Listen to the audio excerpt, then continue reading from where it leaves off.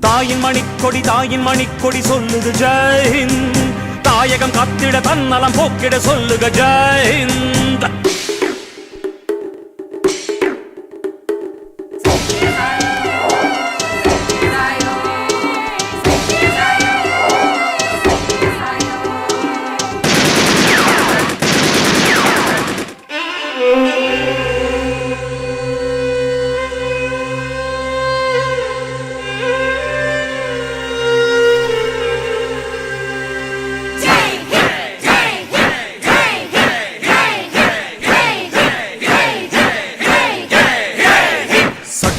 நம் சட்டம் புது வேகம் கொள்ளாதோ, வேகம் இருந்தால் தான் வெற்றிகள் உண்டாகும்.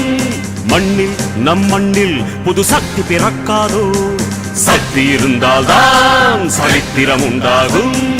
சட்டம் கையில்